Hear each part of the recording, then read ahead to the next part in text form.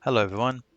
On this video, we're going to be having a look into how we can perform an audit security check on our tenant in Azure. We're also going to be looking into something called security as code, which is a term we used when you perform a baseline check on anything that involves some type of automation and also some type of code. And for this example, we're going to be looking at a tool called Maester, and the website for it is called Maester.dev. It's a free tool, it's open source, and what it does is that it will use the Graph API to query certain settings on your tenant. And these settings are going to be retrieved and are going to be compared against a certain value, the best practice value. And if it's a match, it means you pass the test. And if it's not a match, you pretty much fail for that particular setting. This tool also lets you continuous monitoring something. Okay, so you can set this up with email or with the CI/CD pipeline, DevOps on Azure, and you can also do like on-demand tests, which is what we're doing on this video. Also, just so you know, this tool is developed by Mario Fernando, so you can find him on LinkedIn. If you just go to LinkedIn, and you can find him over here. All right. So the installation for this tool is very straightforward. He made it very easy. So you just have to click Get Started. And over here is going to be the installation guide. And it's quite straightforward. I went ahead and already installed the master tool. So what I'm going to do now is I'm going to run the second part of the command. So I'm going to connect to master. And once that's done, all I have to do is run the master command. So when it's running this command, what is it doing is that it's testing your tenant for all these different roles. Okay. And these rules are some of the Microsoft's best practices, and also there's the Enter ID best practice. And what we're going to get in return is that we're going to get a report at the end of it.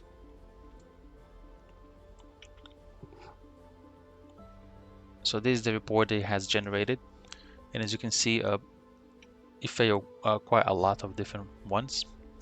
And I am using this tenant that I'm using is the developer account that we have made on a previous video. And if you don't have a developer account yet, just click on the link above. I'm going to post a video on top here, so you can go ahead and create a free developer account so you can test these tools and other settings on Azure, so you can practice for free. One thing I like about this tool is just how it lays out the information for us. We can see here the number of tests that have run, the number that have passed, failed, and the ones that were not tested, likely because it's missing permissions. And it's only because of my developer account, there's certain permissions that I cannot add to it. So let's just scrub down to see some of them. So some of these you can see that were passed, some have failed. So for example, manage migration passed. So if I click on it, it's going to give me a summary of the outcome of the policy. So it says the value for the mitigation migration is complete for the policies. And some of them are going to have this link over here, View Microsoft Enter Admin Center. I'm just going to open on a new tab to keep that one open. And that would take me straight to the page where I would be configuring this misconfiguration. Okay, let me just show you the one. Which one is it? So that one takes me to this page over here, which is a management migration for the 2FA, and it's becoming from an old policy, old multi-factor. So all I had to do was change from in progress to complete. Okay, so for this one was very straightforward.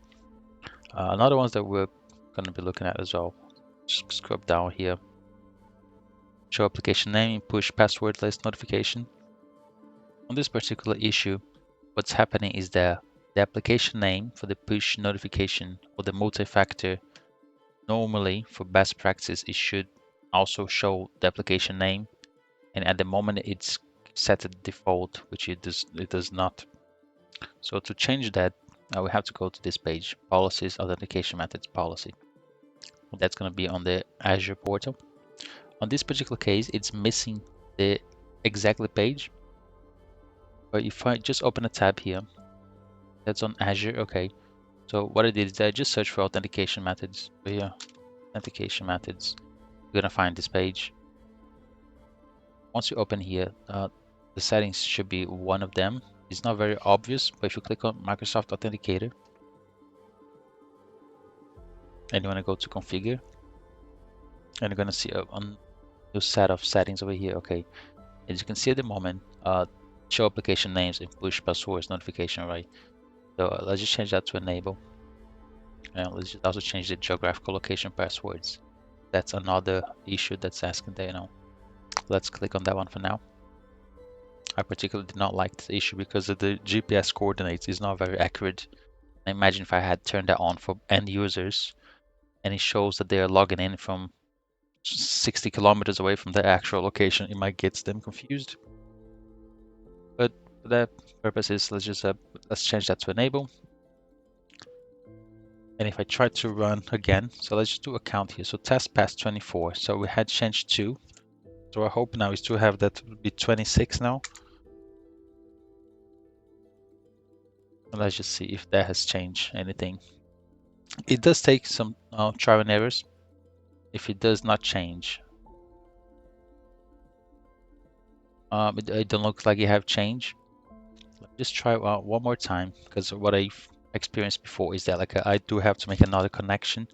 They invoke master. Let's just do that quickly.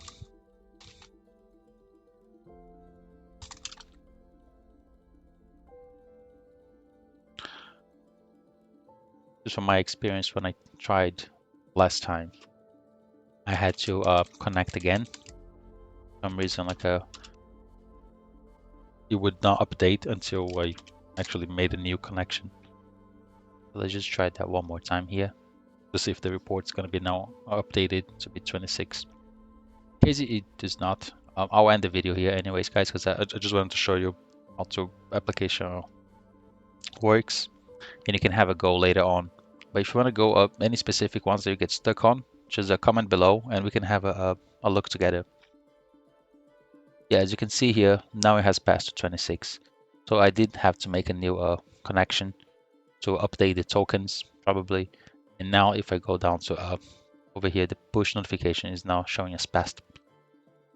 But yeah, that's it for this tool, guys. And yeah, also have a look and create your own rows if you have time, because that's gonna be I think where this tool shines. And if you also have like a multiple tenants that you have to do a specific rules checks, this can be very handy.